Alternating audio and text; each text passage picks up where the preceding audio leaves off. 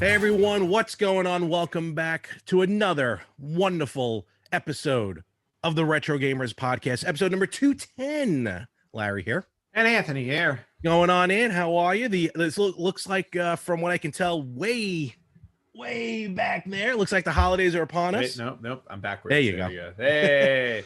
Yes, it's beginning to look a lot like some festive holiday people celebrate.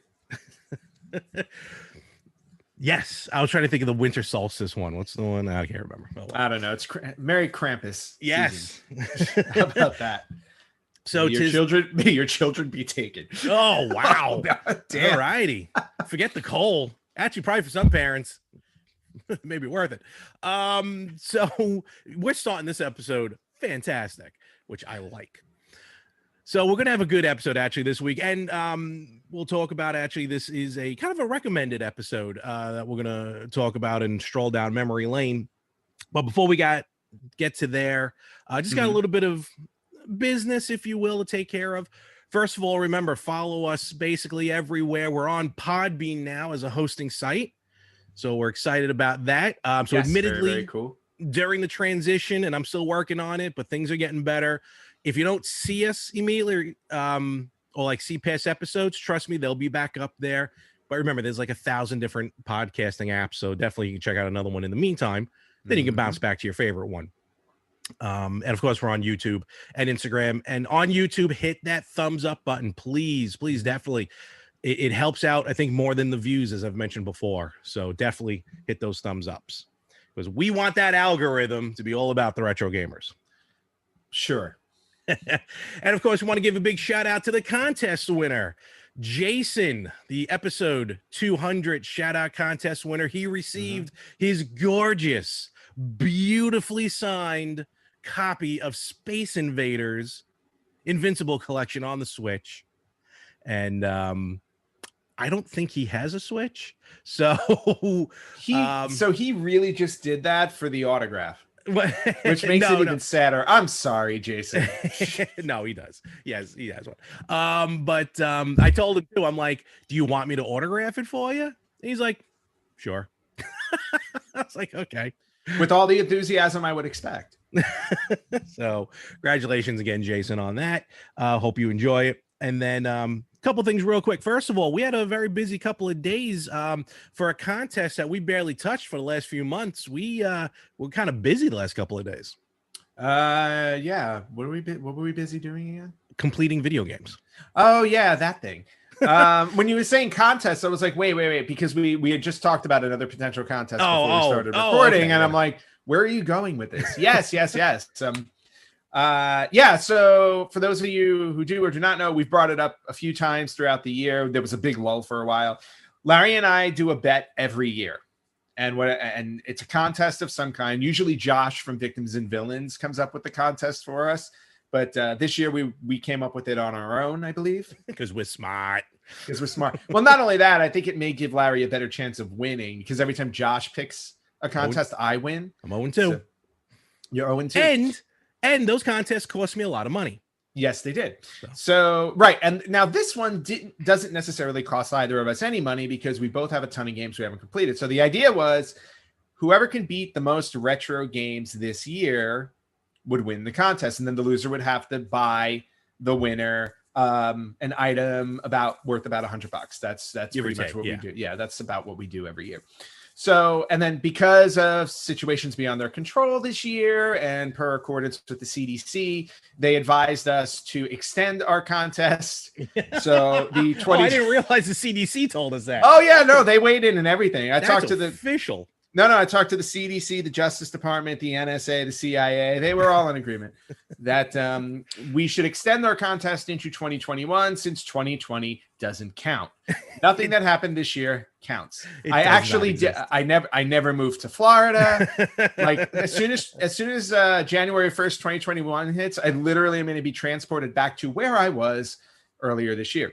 Have you, real quick, you ever see those memes when they're talking about like a countdown, December 31st, 2020, like 11:59, 3, 2, everyone's celebrating New Year's, 3, 2, 1. Round 2. Yeah, that's basically where we're going. So anyway, the point of all of this is that Larry and I agreed a couple months ago that we're going to extend this specific contest into 2021 because distractions, things kind of, stuff happened. We really lost. We kind of fell off our game here, literally. So our contest will continue into 2021. However, the lull that we've both been having in terms of beating retro games seems to has ended because we have both picked up with beating some retro games, if I'm not mistaken, Larry. And I feel like the games that we beat were kind of by happenstance. Like, I don't think we were really I don't know about you. I know me, I was just playing and I got far enough. I'm like, you know what? Let's keep going. Mine was more the first one, just to go through it really quickly. Dragon's Lair a couple weeks ago, I just was in the mood. Like, I had just got my PS5 and I was really happy with it, and I'm like, oh cool, I got my PS5. What do I feel like doing? I feel like playing Dragon's Lair on PS4. So backwards. Yeah, so I went backwards. That's what this podcast is about. Well, actually, yeah, exactly. So, but I think I played it on my PS5, if I'm not mistaken. Oh. So I installed Dragon's Lair on my PS5, and I live streamed it on YouTube and played through it until I beat it. So if you check out our YouTube page, you can see my playthrough of the original Dragon's Lair. So, and that in and of itself allowed me to tie the score for the year with Larry, because we had stopped a long time ago, and it was like 6-5. Dragon's Lair put me up at 6, so we were tied.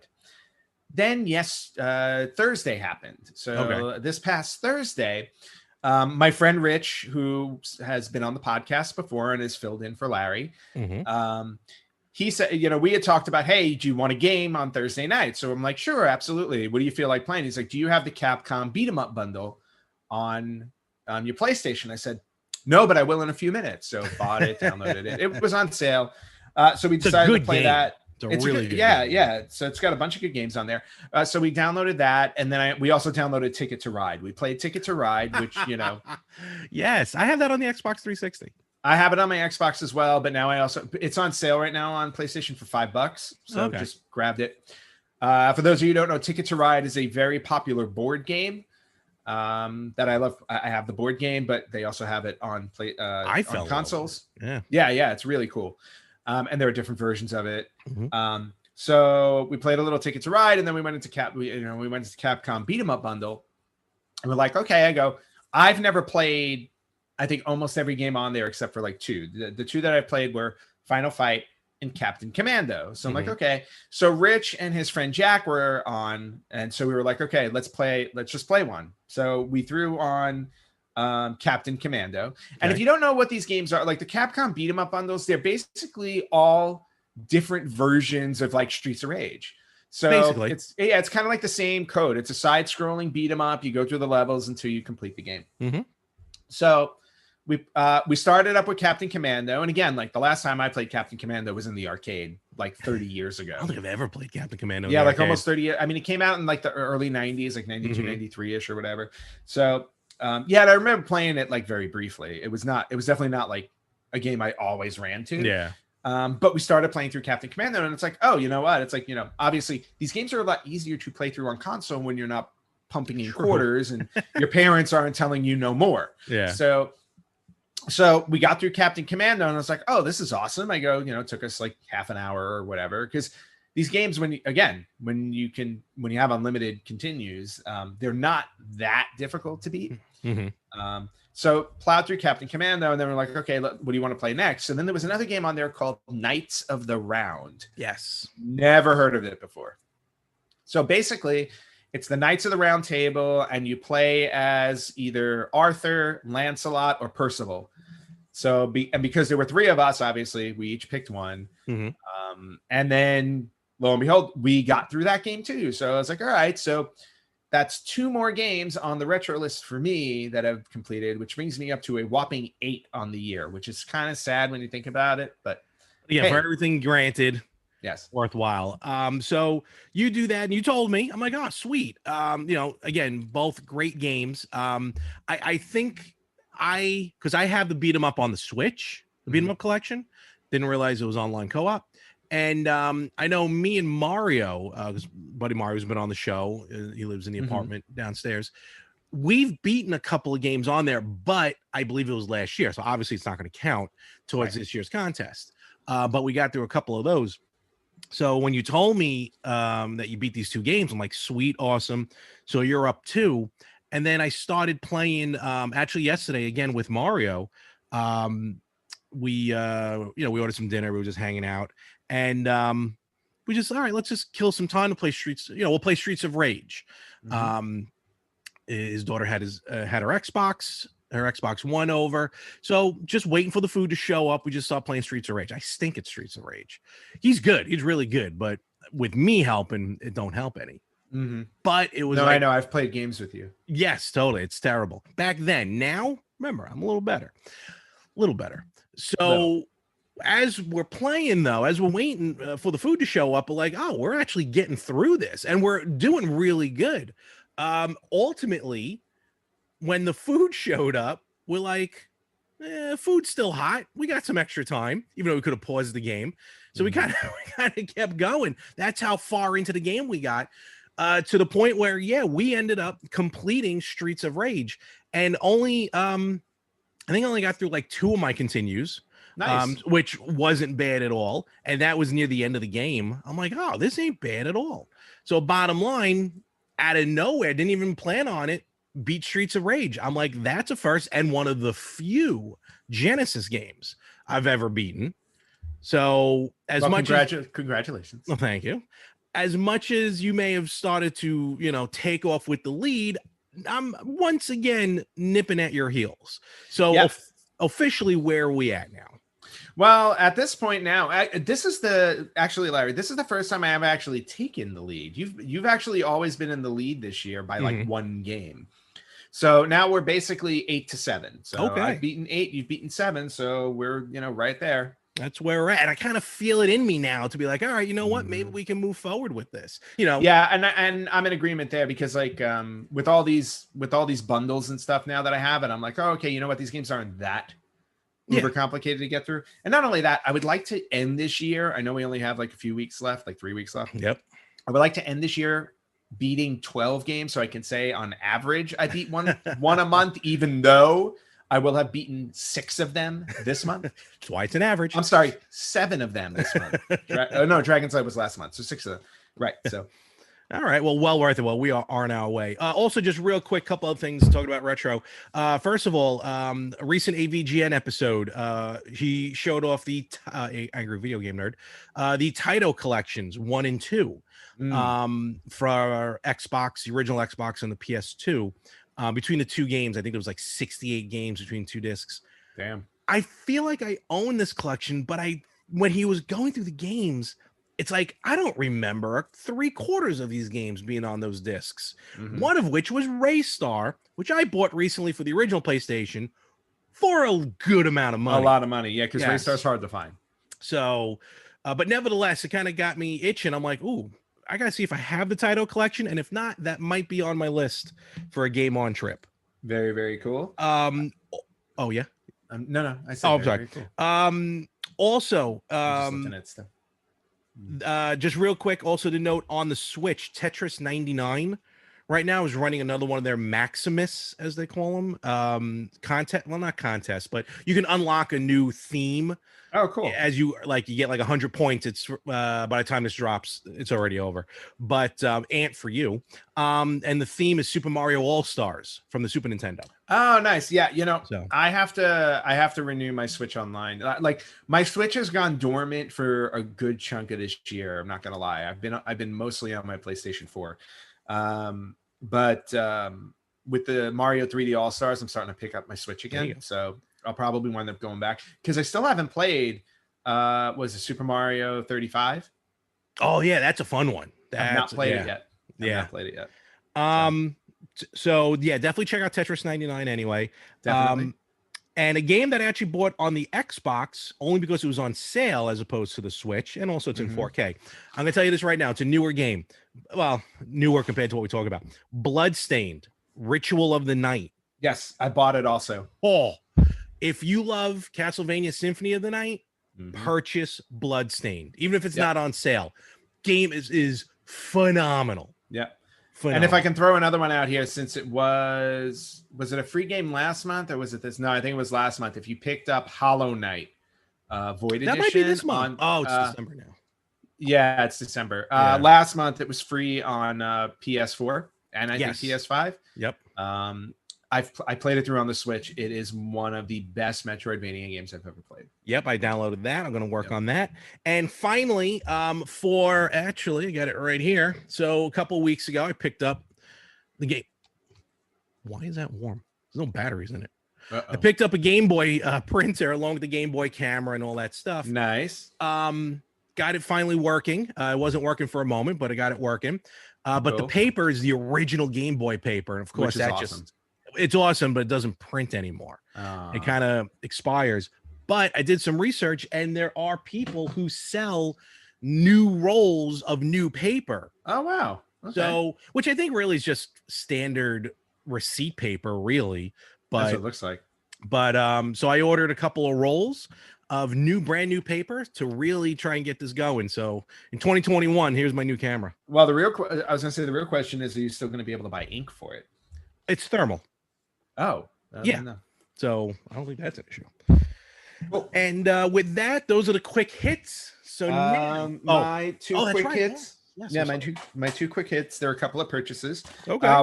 One's a new thing and one is an accessory for my home. But I picked this up because it was on sale at GameStop for the holiday season. Star Wars Squadrons. Yes. Which plays fully in VR. I heard. And I believe you can also do multiplayer in VR. Ooh. So that's interesting. Yeah. So my friend Mike picked it up and he told me it was on sale. So I grabbed it also because he's got a PSVR. Mm-hmm. So we're gonna try this out and see how it works. I really got to hook up my VR again. You do. It's awesome. I know. And then the second thing, I've had my eye on this for a very long time. And on Black Friday, I finally took advantage. It was 25% off. And it is a perfect thing to purchase if you have a lot of the mini systems, if that's me. The NES Mini, Super Nintendo Mini, so on and so forth, because they all need a USB plug, right? Yes. So from New Wave Toys, I got my change machine. Oh, that is big. That is a lot bigger than I thought it was going to be. I've got my change machine, which is which holds up to 6 USB slots. 1, 2, 3, 4, 5, 6, and one is a USB 3. Yeah, and one's a USB 3. Wow, so, that is a lot bigger than that is the size of your head. That is the size of my head. That is awesome. Is it heavy? Yeah, no, it's got some weight to it. Okay. It's a cool little paperweight too. That is. So you just, obviously you just plug it into the wall and then you can power. There's an on-off switch. Perfect. Yep, on-off switch, and you can power 6 USBs. That's actually it looks really awesome in the front. I was gonna say, does it make noise? Like, does it have? No, it doesn't make noise or anything like that. This little thing moves, but that's about it. But still, come on, like this came and I'm like, yeah, you know what? This is where it even has like the little temporarily out of service thing up there. I should light up. It probably lights up when you turn it on. So maybe I haven't plugged it in yet. Yeah. So that is. Yeah, so I'm very, very happy with this. So I might have to get myself one of those. Yeah, it was on sale for $45. All right, good, makes sense. I buy it at full price. Okay. Yeah, you'll buy it at full price. That is wow, I like that a lot. Okay, so very cool. They have obviously comes with a start guide. Actually, I should probably just look in here really quickly to see. Do not hook up the minis to it. Package contents: USB charge machine. Oh, and 12 mini tokens. What? Where are the mini tokens? Uh-oh. I didn't get those. Tell me it's in the box that you threw away. No. I still have the box. All right. I got to go back and look in the box. All right. So it comes with little tokens that you can put in the exactly slot here. Oh, that's good for the cats. I was going to say my cats will ingest them and then we'll have some surgery. And you are correct. That temporary out of service is LED. Yep, okay. LED. It has an adjustable lock, which is what this thing is. I don't know what that means. Adjustable lock. Wait, an adjustable lock. Does this open in some way that I don't know? Oh, the coins inside? Will it actually give you 4 quarters for $1? Well, that's what I want. Like, I want to put $1 in it and see what happens. Coin catcher, 4 not spent. Okay, cool. Yeah, so that's it. So that was my big purchase. And I got to play around with that. All right, that is awesome. Yeah, no, very happy with that purchase. Very cool. Mm-hmm. All right. So with that being said, yes, folks, it is now time to stroll down memory lane. Time of years gone by that. Well, I was going to say I am slowly starting to forget. I forget everything. Like sands through an hourglass, something goes somewhere. Yes. So are the months of the years. Or something like that. So we have a lot of times we do get inspiration from our fans, from our listeners, from one guy who lives in the tri-state area who constantly texts us and be like, why don't you guys play games? So actually lately it's why aren't you playing Avengers? I know. Well, look, that one, he's right. He is right. And I agree with him on that one. I really need to buy it. So a friend of ours, Fernando, out there in international waters, Zero Scroll. You can find him on Instagram, Zero Scroll or Zero Scroll. Mm-hmm. I don't know which one it is. Asked us, he's like, hey, can you guys maybe, kind of talk about your time with Sega? We're always, I don't know what's going on with my camera. I'm sorry, folks. It's just the lighting. That's okay. Oh, my cat's going to attack. You guys are Nintendo heavy, which we are, and we admit that's what we mostly grew up with, and that's what we like. Mm-hmm. But we both have some good memories of Sega and or for some of us, Sega, the systems that came from that company, and that's what we're going to talk about today. Again, it's just memories, just our fond, way back when of playing this other rival system to dare make its way into our homes.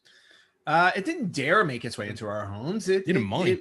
I was just gonna say it was more than welcome in my. Well, you were a Nintendo snob, so that was your thing. Afford so much back then. What? We could only afford so much back then. Oh, I went please. Nintendo. Whatever. You were a Nintendo snob. Me, on the other hand, I was an equal opportunity gamer. So it did not matter to me. I had Atari, I had Nintendo, I had Sega. Obviously Sony. Mm-hmm. So I did run the gamut with systems, except for the CDI. Boo. And the Neo Geo was too expensive. Oh my God, Neo Geo, forget about it. Yeah. So the Sega series, I think it's safe to say we both started with Genesis, right? We definitely started with Genesis, because I didn't know. I guess I was too young to even acknowledge the Master System as a system that existed. Yeah, I really don't remember the Master System back then. Well, the only reason why I remember is because a friend of mine had it. I had an NES, he had a Master System, and I remember playing a couple of games at his house. Okay. But I also remember playing a couple of games at his house and saying, I like my Nintendo better. Oh, hello. I was like, I like my Nintendo better. So that's, obviously that was my choice. But yeah, no, I do remember the Sega Master System in that sense. Yeah, I just I don't remember seeing the Master System in stores. I don't remember seeing it like in the Sears catalog or the J.C. Penney Christmas catalog. Oh, Christmas catalog. I missed the catalogs. So I never really knew that the Master System even existed, but definitely when the Genesis came out, which of course rival the Super Nintendo, there I saw the commercials and I'm like, ooh, this thing is interesting. What is this weird blue hedgehog running around the screen? But I was still happy. Super fast. Very fast. Blast processing. Yes. Probably one of the biggest false advertisings I think there was. It worked. It sure did. So as much as I love the Super Nintendo, there eventually became a time where I go, you know what? I think it's time to go with a Genesis.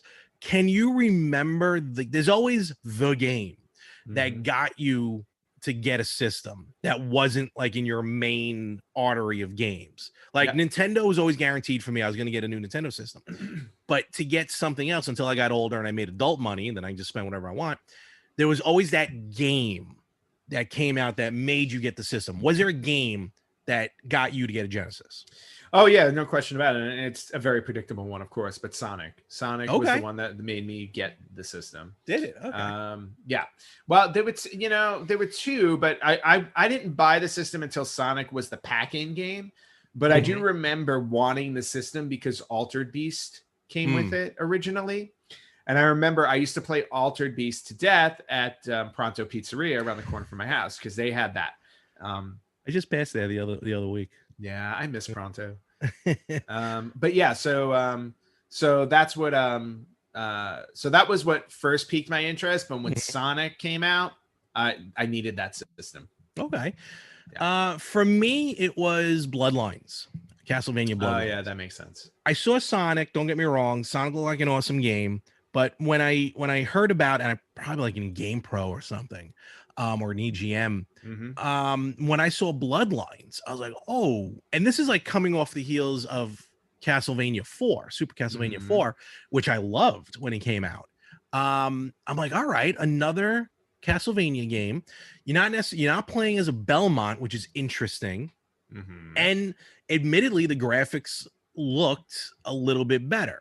I guess just my 14 or 13-year-old self saw that. So Bloodlines definitely was the one. Of course, I'd have to wait for Christmas because that's usually when Santa would bring all those high-end gifts. And I was lucky enough to get a Genesis, which had already Sonic in it, I believe. And then Castlevania Bloodlines, and that's kind of where I just took off running with the Genesis. After that, I was gonna say, I mean, there were so many games on there. Well, first off, there were a lot of games on there that kind of overlapped with Nintendo too. So, oh yeah, of course. So it's like you had to look and see like what were the exclusives on Genesis that made you want them. Well, actually, let me ask you this: before the exclusives, you're right. There were a lot of games that came out on both systems that made you make a choice. Did you ever lean one way or another because of the system, or did you lean one way or another because of the game? Like, for example, the two that pop out of my head would be Street Fighter 2 and Mortal Kombat series. Yes, and Mortal Kombat was definitely on Genesis for me because of blood. Okay, fair enough. Yeah, I mean, Nintendo did not put blood in the game, and that for Mortal Kombat is just inexcusable. So, until Mortal Kombat 2, of course.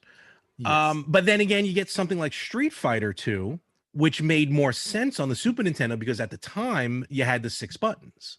Yes. So Street Fighter, if I remember, well, at that point when I had gotten Mortal Kombat, I think the six button controller may have already been.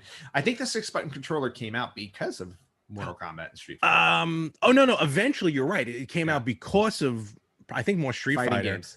Fighting games. But for a little while though, you only had the 3-button controller. Which was also odd, actually.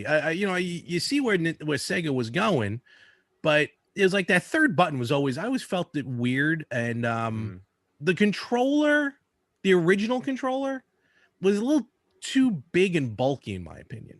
Yeah. The original. When the 6-button controller came out, they actually kind of shrunk the controller. They did, and it was a lot easier. Yeah, it was a lot more comfortable in your hand. So. Yes. Even to today's standards, even with these big giant mitts. The 6-button controls are easy. So you were saying, but then again, what are we talking about? It's like we over the course of the years we've played with giant monstrous freaking controllers like Dreamcast and Xbox. Oh god, we'll get to that. So you're talking about exclusives. Definitely. Well, Castlevania Bloodlines was one exclusive, and then which I can't remember what prompted me to get Shining Force because I was never an RPG fan really. Yeah. I'm not too much even to today's standards, but somehow Shining Force ended up in my house and I fell in love with it, as I mentioned before. Yes. To me, Shining Force is one of the greatest RPGs of all time. And in my opinion, and yours. So I don't know how it made it into the system, into the house, but Shining Force then led to Shining Force 2 for an exclusive on that one. And then beyond that, I would say exclusively... Oh, there you go. Shining Force. Anthony's showing the Shining Force box. Yes, the original. Do I have to? I do not have the instruction booklet. Oh, what about a receipt? Is there a receipt in there? No, there is no receipt. Okay. This is probably a repurchase. True. No, actually, no. This is probably a repurchase. But no, the box looks too clean. Yeah, the box is very clean, actually. But yeah, I mean, this was the first game. I'll be honest with you. I don't remember playing any true RPGs on the NES. No, neither did I. They were there. Zelda was to me. Zelda's more of an action, more like an action adventure, because you weren't leveling up the character as much as you were collecting items to help him. I agree. So Shining Force to me, I think, was my real first foray into RPG, because I did not get into Final Fantasy until 7. Mm-hmm. I'm one of those guys where people are like, you're not a true Final Fantasy fan because you're the one that just played 7, and I'm like, no, I played 7, I played 8, and then now I'm not playing any of them. But no, Shining Force to me, I think it was the first RPG, and immediately I'm like, oh, okay, I've been missing out on like a whole genre that I didn't know existed that I now love. So actually, when I was done with Shining Force, I'm like, this is a genre I do not want to go back to. I took so long to beat this. Yeah. Well, and that was the other thing too. It's like we weren't used to games that took forever to get through. You know what I mean? It's like a game with a long story, where you had to save. And again, yeah, to your point, it was like an epic adventure. Like we would play games where it's like they're super hard, but there aren't a ton of levels to them. Yeah. And you can get through them in under an hour. This was like the first game where it's like I needed to commit, I don't know how many hours to it to get through, but it was worth the adventure. And back then, and I say this is an issue with a lot of things today, attention span, our attention span was a lot longer back then. Society today, just attention span is so small. Yeah. I'm shocked there's still games coming out that take 15, 16 hours to play. Forget about 15, 16 hours. I was reading something online, actually just yesterday, from a video game site. It may have been GameSpot or something else, but basically they were saying like which games you should play. Like in other words, like if you want to beat games, should you invest your time in a long game or a bunch of short games? And they were actually saying that with the way attention spans are, you are more likely to put down a shorter game than you are a longer game, which I found very interesting. That's weird. Yeah, and it's almost like reverse psychology in a way, where it's like, like in other words, it's like that this game isn't going to take long to play, or to get through. So there are tendencies to just put it down because you want to save it. Perfect example. Oh, I see. Like Miles Morales right now, I haven't played it in a couple of weeks because I know it's short and I want to space it out. Whereas like there's another game I've been playing called The Talos Principle, which is a puzzle game. Like I can't put it down because it's taking me long. I know it's taking me a longer time to get through. So I've been investing more time in the longer game than I am in the shorter game. So then I read this article and I'm like, oh, that kind of makes sense. But when you're talking about time-wise, like perfect example, Assassin's Creed Valhalla. Oh, the new one? Yeah. According to this site, it takes about 117 hours to complete, which is insane when you think about that. Doesn't even want me to purchase it. Right, well, that's what it was with me too, because I'm like, that's like a 6-month investment for me, easy. So, I can't even think of that. Yeah. All right. But anyway, let's go back to simpler times. Some of course the Sonic games exclusive. Sonic games. I have what do I have here? Because I pulled out my games because I was like, what are the games to talk about? So like Sonic, when I want to talk about Sonic, it's actually funny because I don't know if I have the original Sonic anymore. Oh. I don't see it in my collection, but I do have Sonic 2. There you go. So is that not for resale? That is the not for resale one. Hey. Those a lot of people collect those versions. That's a big because I think they're are they? I don't know if they're rare or what. Not as much. I don't know if it's much rare. Just they just kind like of just cool to have. Not for resale. Yeah. And speaking of not for resale, this is since you talked about Streets of Rage 1, I have the not for resale copy of Streets of Rage 2. Look at that! Look how they just blast that not for resale practically right over the entire. Yeah, because at one point this was a pack-in game. No. True.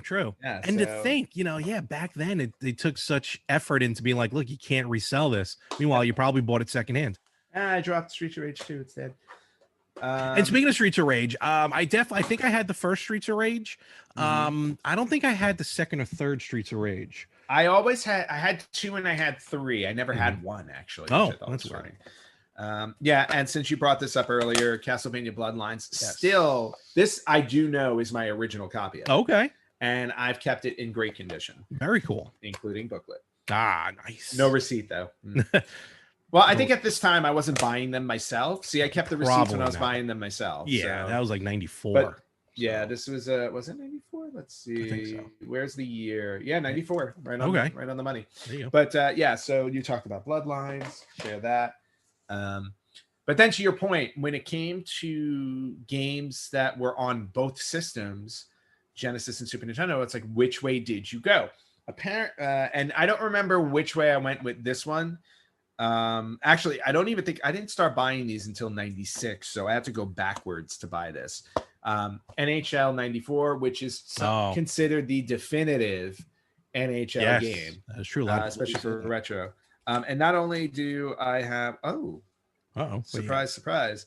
So the booklet is not in here, but I have the poster. Oh, cool. I have the EA Sports poster. EA Sports. It's in the game.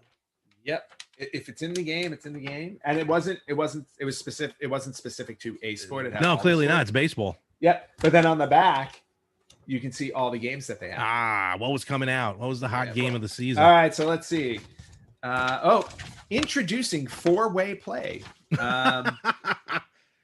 So F-22 Interceptor, Advanced Tactical Fighter, LHX Attack Chopper. And then remember, Sega's claim to fame was getting sports stars. Yes, big time. To sponsor their games. So when you look at the list of their sports games, you have Bill Walsh, college football. Okay. NHL 94, Madden NFL 94, the very first FIFA soccer. Oh. Tony La Russa baseball, PGA Tour Golf 2, and then Bulls versus Blazers and the NBA playoffs, which I also have. And I also have the sequel, Bulls versus Lakers. Yeah, I remember you had those. I'm like, why do you have these? Yeah. Because we weren't big sports fans. I was not a big sports fan, but for some reason I enjoyed the basketball games. Okay. And I enjoyed the hockey game. And I have a bunch of football games too that I play. Fair enough. I just don't get watch mad a lot about it. I don't watch a lot of sports. And then they had Where in the World is Carmen Sandiego? Which I did not own, but I did own this one for some reason. Where in Time is Carmen Sandiego? I think I had that on Nintendo. A game called Power Monger, which I don't remember. No. It's similar to Populous, if you've ever played Populous. Oh, okay. And then going to action games, Jungle Strike, which you know well. Yes. Super Baseball 2020, General Chaos, Mutant League Football. I remember that. Desert Strike, Return to the Gulf. That's the one, actually. Road Rash 2, Bob, Mutant League Hockey, Blades of Vengeance, Technoclash, James Pond 3, Operation Starfish, and a game that I enjoyed way more than I should have, Haunting, starring Poltergeist. I remember you playing that a lot. Yes, I do remember that. I don't know why. There was something about scaring a family out of their home that I really enjoyed.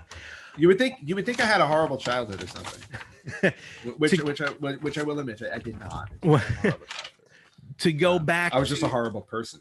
Wait, and just to end off really quickly, the other thing that made me say, ooh, in the box are the 2 NHL 94 cards that came with it. Ooh, that made who are they? And not only that, it's Marty McSorley and Eric Lindros. So actually two big names. One of those names. Yes. That might be worth something. Could be. But and you kept them in really good condition. Yeah, they're just chilling in here. Interesting. And also, if I want to write to EA, I can order their sportswear. Oh, wow. 1984. Look at that. If you want me to. Or I can register now. You'll be sent pre-release information on new video games and other special offers. Remember registering games? Remember that? Look, there's the address. Yeah. Oh my gosh, you send it in and see what happens. Yeah, I should definitely do that. Let's see what happens. They'll laugh at me. They'll be like, dude, how old are you? You know, you brought up a good memory real quick with Desert Strike. Desert Strike was one of the 2 games that actually where my family would play. My dad, he was totally into Desert Strike. It was that or Dr. Mario. I'd wake up on a Saturday morning. Only on our, and not on that, but only on our podcast would you get to watch my cat cleaning himself. No, of course, no. That's it's big time. That's what's called a seller. But yeah, no, definitely Desert Strike. I mean, he definitely owned that game. I think he literally owned, I think that might be the only game he actually purchased for himself. Now that I think about it. Rightfully so. Yep. As much as Dr. Mario helped his PTSD, Desert Strike definitely lended to his PTSD. So yeah, see, I don't think my family got past Tetris. Like the newer systems, they didn't really focus on, but like they were just all hooked on Tetris. You know, Sega has a good history of puzzle games. You know, you mentioned Tetris. For me, Columns, I played a lot. Oh yeah. Dr. Robotnik's Mean Bean Machine, another classic game. And even going into Genesis and then Sega CD, and then the Dreamcast, because unfortunately a lot of us really didn't have the Saturn. We kind of skipped out on the Saturn. But for all the generations, Sega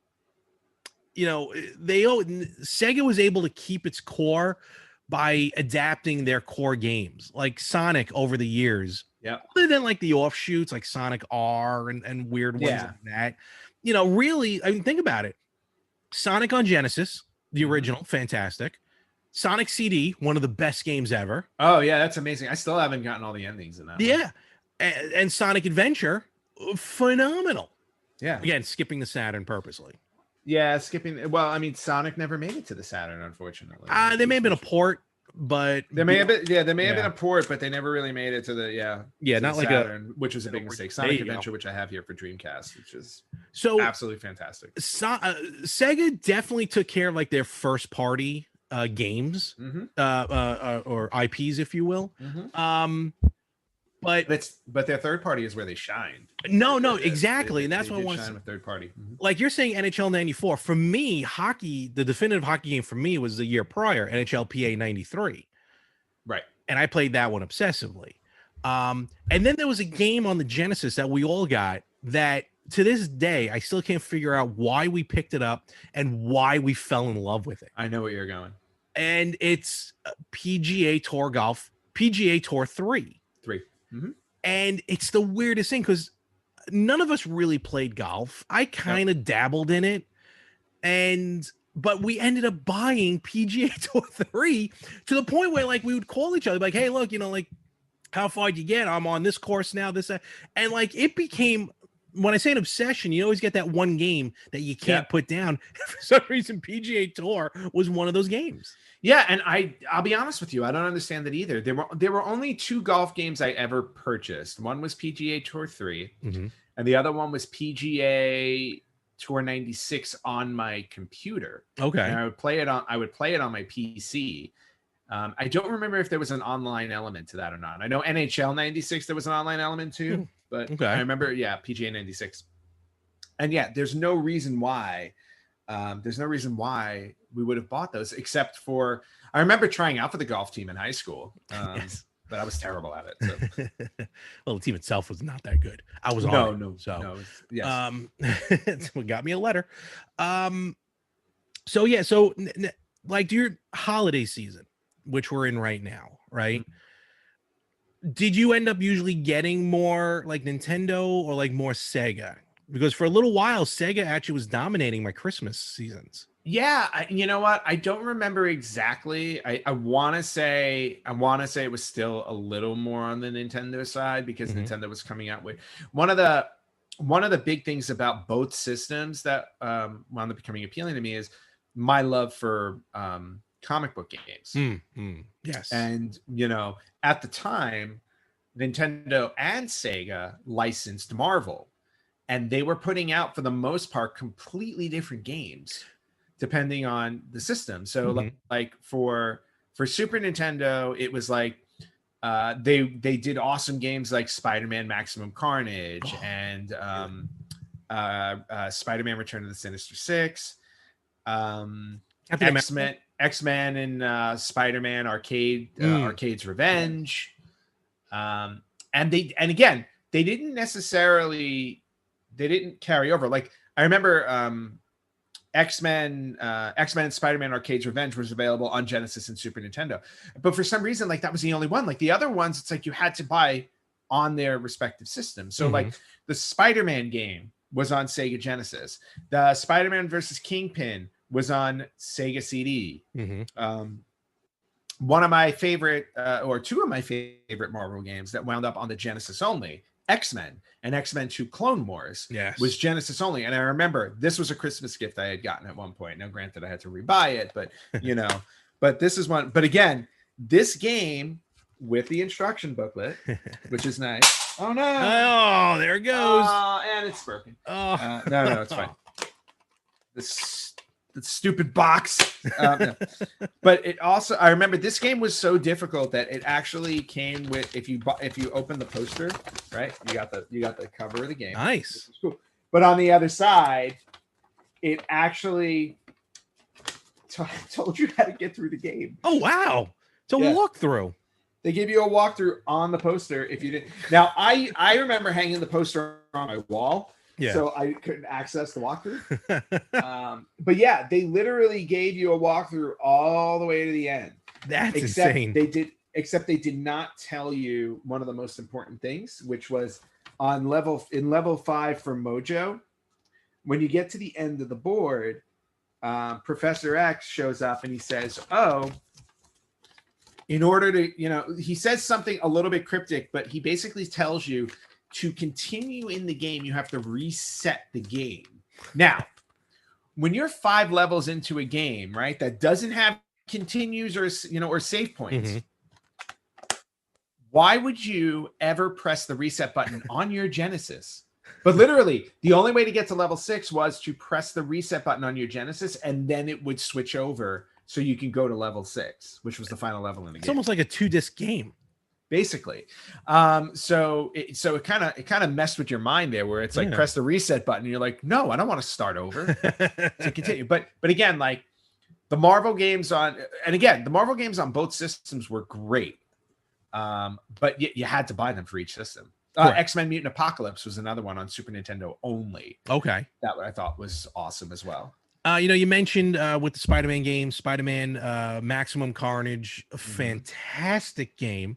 Loved it. And probably one of the few where I think you just mentioned, it was basically the same, I think, for the most part, on the Super Nintendo and on the Genesis, gameplay-wise. Of course, we can get into the sound and the music, which Super Nintendo, I think, had a little bit of an edge over that. Then Sega did, then the Genesis did. But games like The Adventures of Batman and Robin, this is where, unfortunately, the Genesis doesn't hold up, in my opinion, and it's totally gameplay. These are two basically completely different games. Yep. Now, The Adventures of Batman and Robin on Super Nintendo is one of my favorite side-scrolling beat-em-ups that there is. Me too. In fact, I don't have it, and I know it's hard to find too. Oh, it's a difficult one to find. But the gameplay is phenomenal. It's fluid. It looks beautiful. It's based on the old on the cartoon from the 90s. Whereas the Genesis version is also a side scroller, but like you get to pick between Batman and Robin, which you don't do in the Super Nintendo version. And the levels are completely different. Where it's just a completely different game. And later I didn't realize that actually until recently, like when I started going to Game On. Yep. And when I was repurchasing everything, where I remember they kept saying, "Oh, well, Adventures of Batman and Robin is cheaper on Genesis than on Super Nintendo because it's so hard to find." Right. Like, all right, I guess I'll have to go with the Genesis version. And I tried it out just for fun. I'm like, this isn't the Adventures of Batman and Robin. It says it on the cover. So, so even years later, realizing that there were a bunch of games that were just completely different. Yep. Whereas then you have something like Aladdin on Genesis that was just somehow better than the Super Nintendo version. Lion King as well. Exactly. Like that 2-pack that you can get now, you can see it for yourself. Yeah, exactly. I mean, and back then it just all came down to the developers and the deals that they made. And, I'm sure both Nintendo and Sega wanted to have separate games for their systems because obviously they wanted to entice you to buy theirs. No, of course. As opposed to, hey, we both have the same exact game, so it doesn't matter which console you own. It's like, no, we want the better game, so we're going to give you, we want you to make a separate game for us. And I would say right around the middle of the lifespan of both these systems, in the beginning, it was totally Nintendo, totally Super Nintendo, always leaned towards that. I got to say near the middle to end of their cycle, there wasn't, for me at least, it was down the middle.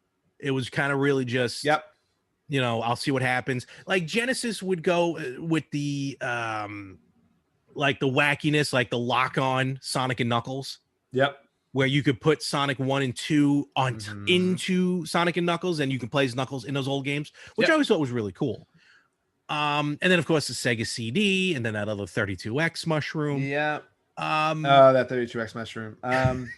Yeah, and speaking of Sega CD, just really quickly, I pulled a few games out of my collection to show up. One, of course, Dragon's Lair. Of course. Which again, that's tough to play on Sega CD. It's tough to play on Sega CD, but at the same time, it's like being able to play an arcade game like Dragon's Lair on your Sega CD, totally awesome. And then of course, NHL 94, which also came out on Sega CD, but it also had video. Yes. So you got to see like little video clips from the NHL. Again, great selling point if you wanted to buy this game again. Because I had it like, if you had it on Genesis, you wanted to get it on Sega CD because, cool video stuff. And then, of course, other licensed stuff such as, and this one I had growing up too, and you were there, I think you were there when I bought this from Game Dude in LA, which was Star Wars Chess. Oh, yes. Which the official title. The Software Toolworks Star Wars Chess. They wanted to make sure you knew who made it. They wanted credit for it. But yeah, so Star Wars Chess, which I played like crazy because I was a chess nerd when I was growing up. Yeah. So one of the things my dad taught me that I actually really enjoyed. There you go. Yeah. Which is awesome. Yeah. And like simple games on the Sega CD kind of made their way to it. But you talked about the full motion video, like when Rage in the Cage came out. I'm like, oh, it's got full motion video. That's awesome. And it's 20 something players in it, which is phenomenal. Yeah, there were 20 players in it, guys you would never seen in game. Yeah, 20 wrestlers in a game was unheard of. And we didn't even get to the wrestling discussion because I did pull out on my Genesis WWF Raw. That's what I wanted to mention. So we're talking about, games on both systems, but some difference. And I got to admit, even though at the time I don't think I had the Genesis yet, but Super WrestleMania, Royal Rumble, and Raw, I had all on the Super Nintendo. But on the Genesis, they had different, not completely different, but different enough Raw. Well, not as much Raw. No, I think Raw made no, Raw had the same. I'm looking at it right now. Well, the 32X Raw had one additional. 32X Raw had one extra character, which was not worth purchasing. But Super WrestleMania and Royal Rumble, and they had characters on the Genesis version I actually would have preferred on Super Nintendo. I think like the Bulldog was on one of them. Hacksaw Jim Duggan was in one of them. Yeah, so for the Rumble, for the Rumble on the Genesis, I believe these were the different characters. I don't remember them, and correct me if I'm wrong, I don't remember them on Super Nintendo. Hacksaw Jim Duggan was on this version. Papa Shango, was he on the Super Nintendo? I don't think he was. What about Rick Martel? I'm actually trying to pull up, find the rosters. Because on Genesis, like I thought there were 4 different ones in it. Hacksaw Jim Duggan, Rick Martel, Papa Shango, and I want to say IRS were not on the Super Nintendo. So I have it right here. Thank you, Wikipedia. So both versions shared 7 wrestlers. Oh, there were 5 different. So Bret Hart, Undertaker, Shawn Michaels, Razor Ramon, Randy Savage, Crush, and the Narcissist, Lex Luger. The other differences, the Super Nintendo had Ric Flair, Mr. Perfect, Ted DiBiase, Yokozuna, and Tatanka. Now, why I didn't get the Genesis version, I never bought the Genesis version until recently, and to this day, I don't know why. Genesis had Hulk Hogan. I don't know why I didn't buy it automatically. I didn't realize Hogan wasn't on. Hogan was not on the Super Nintendo, but he was on Genesis. IRS was on Genesis. Jim Duggan, the model Rick Martel, and Papa Shango. Yeah, see? So for that one, you had completely different rosters. For Super WrestleMania... I am pretty sure it's the same thing with Super WrestleMania. Well, no, for Super WrestleMania, you only had 8 characters, if I remember correctly. No, they were exclusives. They were exclusives because British Bulldog was on Super WrestleMania. What? Yep. And the Ultimate Warrior was on Super WrestleMania. For Genesis. Yeah. Yeah, the only 3 that were shared between the two were Hogan, Savage, and DiBiase. Super Nintendo. Oh, right, because didn't you have Earthquake and Typhoon, Jake Roberts? Yeah. Super Nintendo had Jake the Snake Roberts, The Undertaker, Sid Justice, LOD, and the Natural Disasters. Where Genesis had Warrior, Papa Shango, IRS, the British Bulldog, and Shawn Michaels. Why does that sound like less number of players? No, it's 8. I'm looking at 1, 2, 8 and 3. 8. Oh, 4, 5, 6, 7. 1, 2. Yeah. Well, see, and this was No, the wait thing. a minute. No, 8. hold on. You had 8 and 8. Hogan, Savage, and DiBiase. Yeah. 3. And then on Genesis, Warrior, Papa Shango, IRS, Bulldog, and Sean. Yeah. Where then 3, and then Jake Roberts, Undertaker, Sid Justice, LOD, and the Natural Disasters. They were 10 on Super Nintendo. Oh, so they had 2 more. Yeah. Yeah, this one That's only had interesting. 8. Yeah, but again, like I said, the reason why I think they split rosters like that is so that you would buy both, or you would pick one or the other. You know what I mean? Wait, there's more. Hold on. There's more to these differences here. Look at this. The Genesis version has a WWE Championship mode that Super Nintendo did not have. The Ultimate Tournament match. Yep. Wow. You've never played it, have you? No, I honestly I never did. Does Royal Rumble have different gameplay? Well, I'm looking at Super WrestleMania, and here's my instruction booklet. You know, to this day, I swear I did a chokehold with The Undertaker, and I've only done it once. And I think it was a hidden move or something that wasn't supposed to be in the game. Oh, interesting. I thought everybody had a chokehold. But anyway, yeah. So again, that was part of Sega's appeal, or Sega and Super Nintendo at the time, were the different ones. Before we stray. No, that was just it. I literally, that's all new stuff that I just learned. That was really interesting. See, well, learning is fun. There you go. It's fundamental. And then we didn't talk about the Sega Saturn very much, and I know we've been talking a lot, but and neither of us really had a Sega Saturn, and I've recently got, I recently got one, and of course Shining Force 3, which I haven't played yet, so itching. Wait. Even though I have the Saturn and I can play it. Yes. I may buy a Saturn from Game On. They got one in box. I can't wait till February. Meanwhile, hold on. Let me just say this. We're talking about the Polymega. Polymega is now putting up more videos and more photos on Instagram than they ever have before, and they delayed themselves till February. And I'm like, can you please stop teasing us? Yeah, exactly. It's like, we know their systems exist because they sent them out to people for tests. Exactly. So and then obviously Sega's last system, the Dreamcast, which unfortunately did not have enough third-party support, which I think was what eventually killed it. Yeah. But it's a great system. Oh, no, it's an amazing system because we talked about Sonic Adventure. And I know I brought this game up a million times before that you can't really find. Illbleed, which is basically a horror movie game, which is really fun. Resident Evil Code Veronica, Resident Evil 3 Nemesis, which I played on Dreamcast, which was awesome. Space Channel 5, music game, which I absolutely love. Soon, right? Yes, should be coming soon. And then, of course, the definitive Tony Hawk game, Tony Hawk Pro Skater 2. I played 1 and 2 on Dreamcast.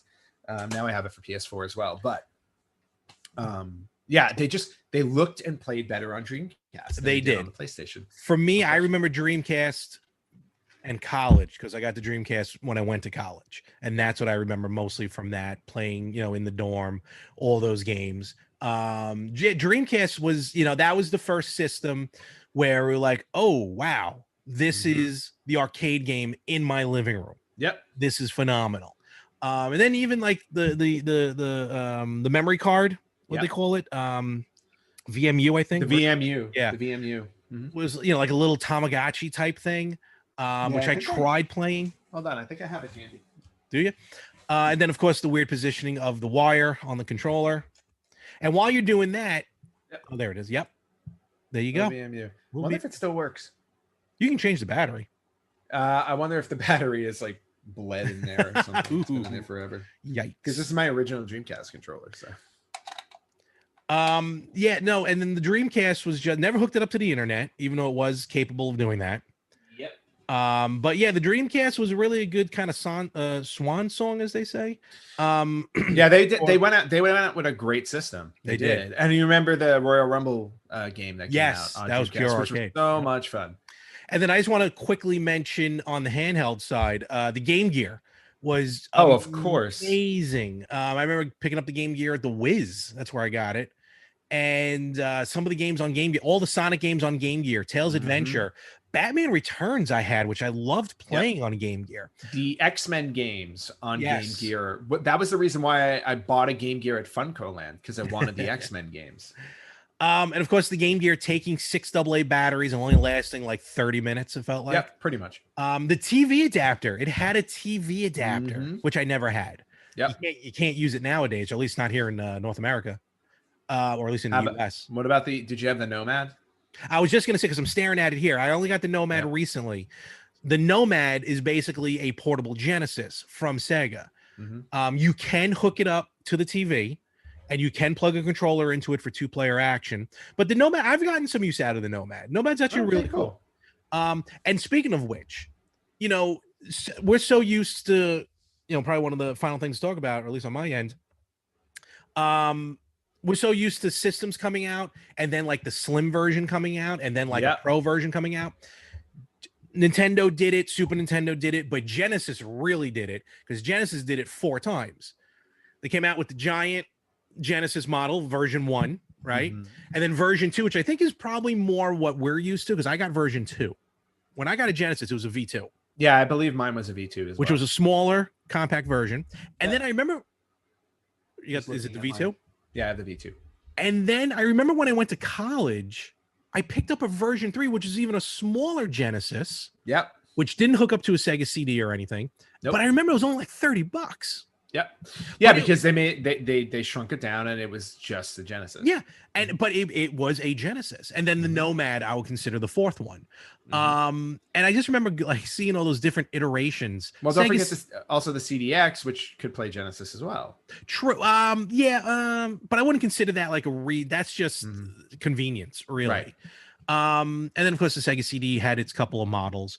But you know, and how about my purchase, the JVC XI?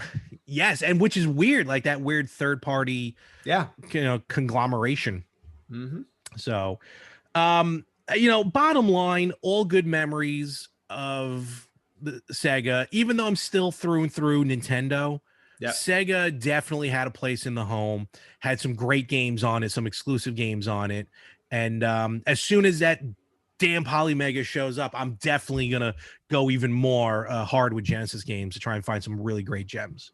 Yeah, and I think we both should, because like I'm looking at my collection and I'm like, wow, there are a lot of games I used to own that I don't have anymore, and I'm like, I think I need to start looking more at my Sega collection to build it up. Exactly. I think we're both gonna do that. All right, excellent, great trip down memory lane. Hey, 32X. There we go. Yes. About it. Thank you very much, Fernando, for the topic. Yes. And we're sorry that we're so Nintendo heavy. I'm not. I'm going to go play the Switch. All right. And where can they find us? You guys can find us at www.theretrogamers.com if you're still into our actual website. Facebook.com/RetroGamersPodcast. On Instagram at RetroGamersPodcast. On Twitter at RetroGamersPod. You can listen to us wherever you listen to podcasts. We are absolutely everywhere.